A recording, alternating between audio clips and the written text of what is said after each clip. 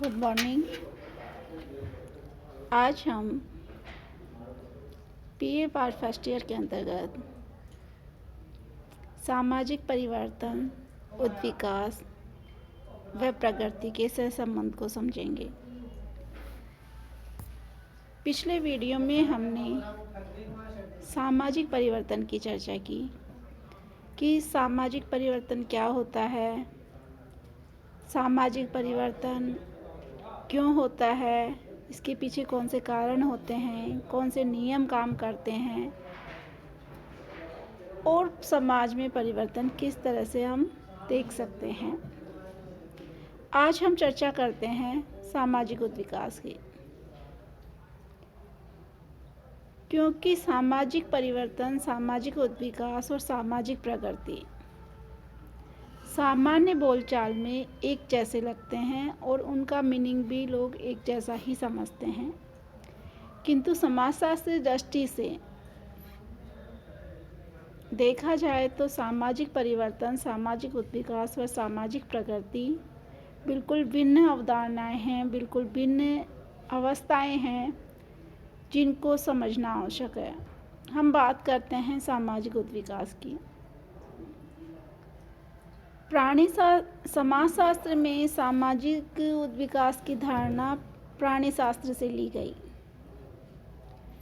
जब professor Darwin ने अपना उद्विकास का सिद्धांत प्रतिपादित किया तो उसके द्वारा परिवर्तन की चीज़ को देखा गया।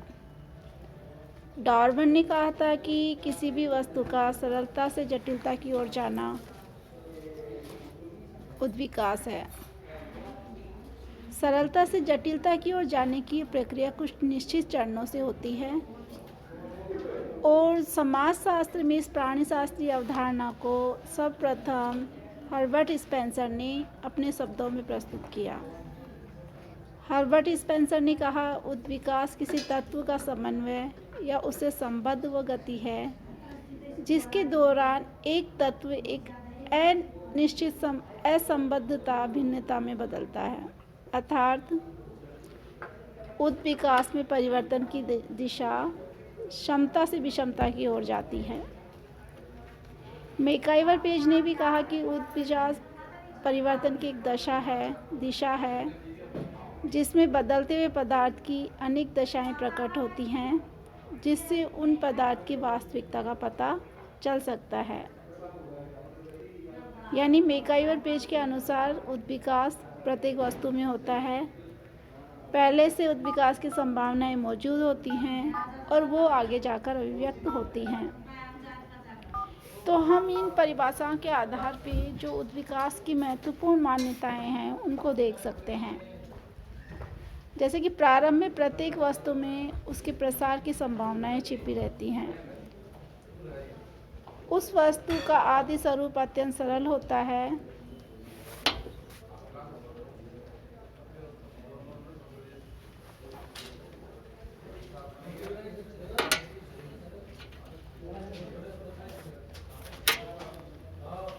उस स्तर पर उसके प्रसार के आयाम निश्चित होते हैं। काल के क्रम में उस वस्तु के भिन्न अंग कुछ स्पष्ट और प्रत्यक्ष अस्तित्व में आने लगते हैं। जैसे उदाहरण के लिए लें, वस्तुपूर्ण प्रारंभ में एक मांस का पिंड होता है, किंतु धीरे धीरे उसके हाथ, पैर, शरीर के अन्य लक्षण दिखाई देने लगते हैं। यही स्पेंसर के अनुसार अनिश्चित असंबद्ध समानता से निश्चित संबद्ध विभिन्नता की ओर की स्थिति है। उद्विकास की प्रक्रिया में जैसे जैसे उस वस्तु के अंग या शाखाएं स्पष्ट और पृथक होने लगती हैं, वैसे उनमें प्रत्येक अंग अपना कार्य करना प्रारंभ कर देता है। जैसे किसी बच्चे के विभिन्न अंग सक्रिय होने लगते हैं।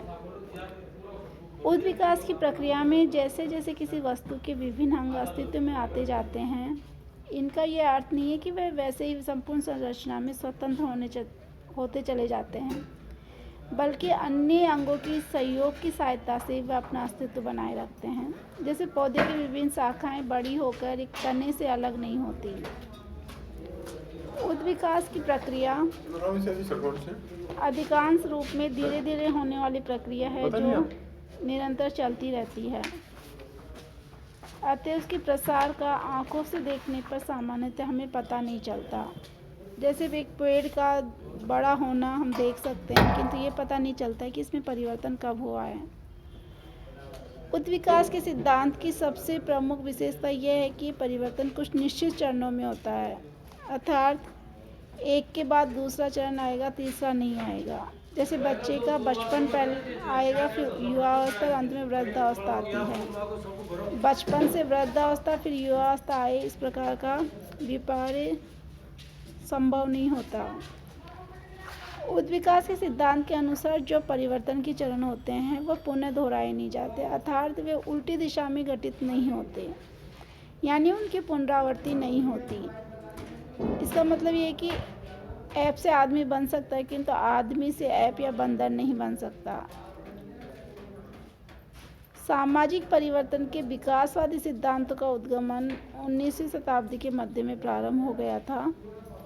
डार्विन ने यह सिद्धांत जीव जंतुओं पर लागू किया, किंतु जीव जंतु के उत्विकास के क्रम में प्रत्येक जीव सफल नहीं हो पाता, क्योंकि उसको नेचर के अनुसार अपने आप को अपना अस्तित्व बनाना होता है। और जो नेचर में संघर्ष के द्वारा अपने आप को जीवित रह सकता है, जो शक्तिशाली होता है, वही अपने अस्तित्व को बनाए रखकर अपना जीवन यापन करता है। अतः योग्यतम व्यक्ति का जीना ही संभव हो पाता है। अब उत्विकास के सिद्धांत को हम देखें तो हर्बर्ट स्पेंसर ने डार्विन का जो प्राणी शास्त्र विकासवाद का सिद्धांत था उसको सामाजिक जीवन में लागू किया। उन्होंने सामाजिक संस्थाओं, सामाजिक संरचना पर उत्विकास के नियम को लागू करके देखा। उनके अनुसार सभ्यता के आरंभ से वर्षों में समाज अत्यंत सरल रूप में था। इसके विभिन्न अंग एक दूसरे से घुले मिले थे। परिवार ही राजनीतिक, आर्थिक, सांस्कृतिक, सामाजिक कार्यों को करता था तथा सामाजिक संगठन व संस्कृति की धारणा अनिश्चित थी। स्पेंसर के अनुसार दूसरी अवस्था में समाज के विभिन्न भाग कुछ स्पष्ट होते चले गए। थोड़ा बहुत श्रम विभाजन और विशेषीकरण हो गया। परिवार और राजनीतिक संस्थाएं अलग अलग हो गई। तीसरी अवस्था में यद्यपि ये संस्थाएं अलग अलग तो हो गई किंतु अंतर्निर्भर बनी रही। चौथी अवस्था में समाज जटिल होता चला गया।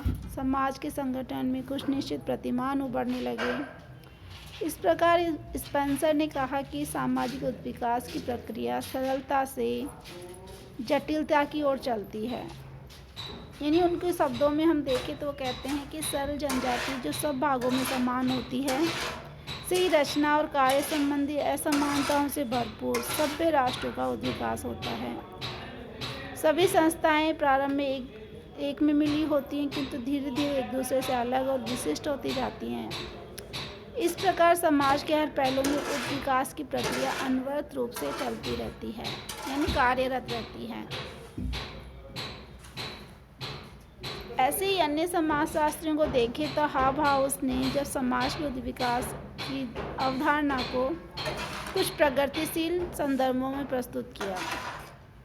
उनकी मान्यता है कि समाज कुछ वांछित उद्देश्यों को लेकर आगे बढ़ता है। समाजशास्त्री मानते हैं कि हाउस की ये व्याख्या उत्विकासवादी न होकर प्रगति के सम्मिश्रण से निर्मित होती है। अतः उनका मत व्यक्तिगत मूल्यों से स्वतंत्र नहीं है। इस तरह से मॉर्गन, हेडन, वेफोन आदि समाजशास्त्रियों ने परिवार, विवाह, धर्म व कला की उत्पत्ति के लिए उत्विकास के सिद्धांत प्रस्तुत किए। जिस प्रकार आर्थिक क्षेत्र में आखिर से औद्योगिकरण की अवस्था आई, उसी प्रकार विवाह के क्षेत्र में भी कामाचार से एक विवाह की ओर उत्विकास हुआ है।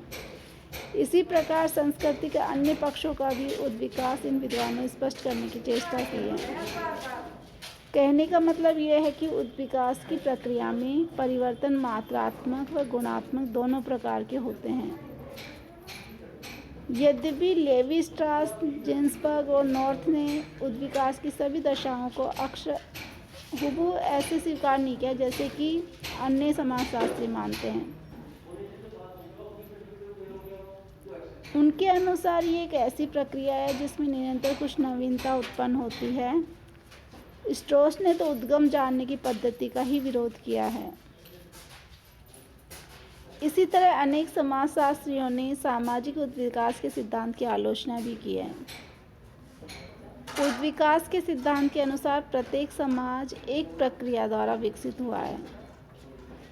सभी समाजों के लिए एक सा नियम लागू करना अनुचित है, ऐसा कुछ समाजशास्त्री का मानना है, क्योंकि उद्विकास के सभी चरण प्रत्येक समाज में एक ही क्रम में नहीं आए हैं। आज भी अनेक ऐसी जनजातियां मिलेंगी जहां आखेट है, पशुपालन है और कृषि कार्य तीनों एक साथ चल रहे हैं।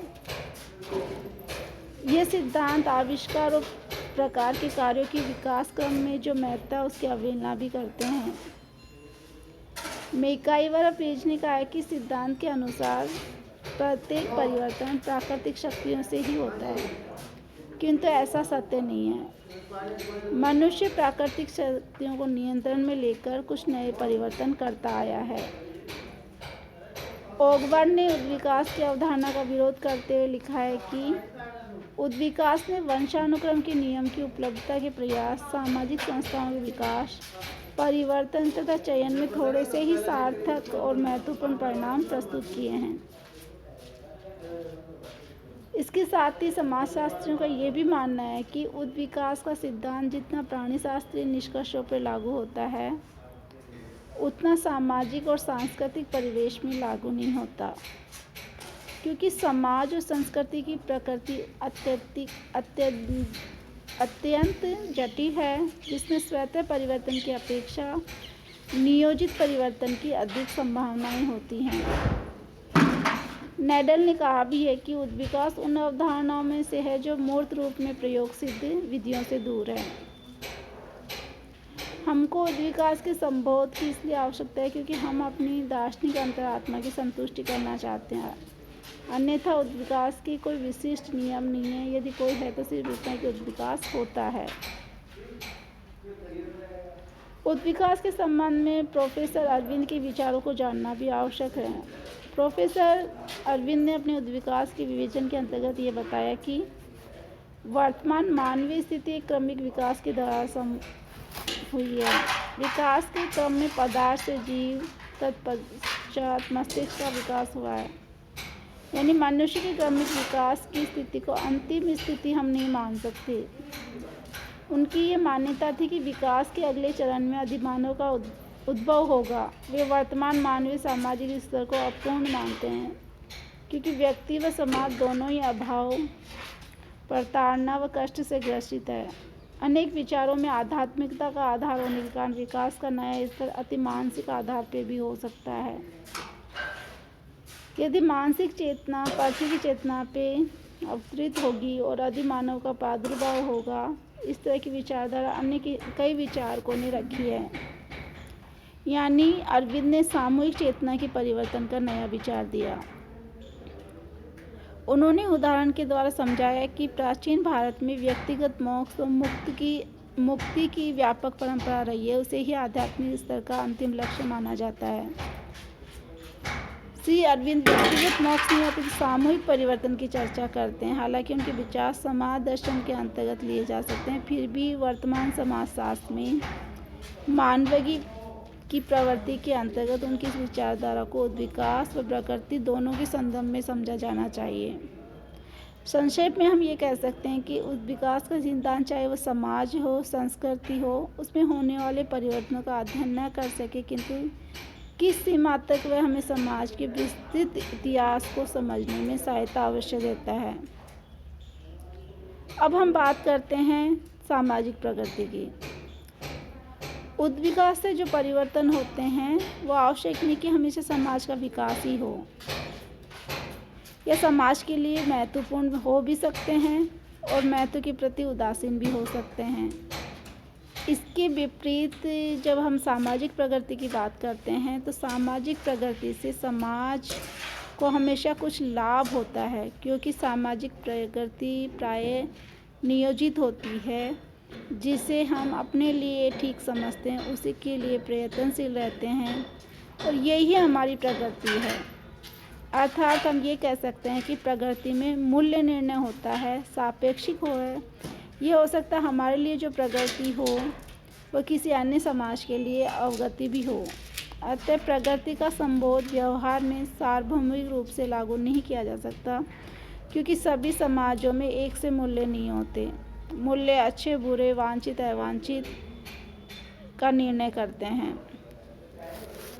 प्रगति को स्पष्ट करते हुए ऑगबर्न और निपहोफ ने बताया कि प्रगति का अर्थ अच्छाई के लिए परिवर्तन से है, इसलिए प्रगति में मूल्य निर्णय होता है। अतः प्रगति वांछित परिवर्तन है।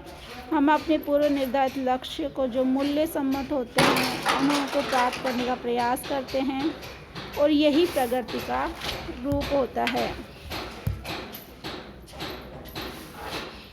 तो इस तरह से हम कह सकते हैं कि जहाँ सामाजिक परिवर्तन एक अवस्था से दूसरी अवस्था में बदलाव है, तो उसमें कोई निश्चित दिशा नहीं होती। वहीं विकास एक निश्चित दिशा में एक क्रम से दूसरे क्रम में बदलाव को कहते हैं। और प्रगति मूल्य सम्मत होती है कि समाज जिस तरह के मूल्य होंगे उस तरह की वो जो नियोजित रूप से जो प्रयास किया जाता है वह आपकी सामाजिक प्रगति कहलाती है।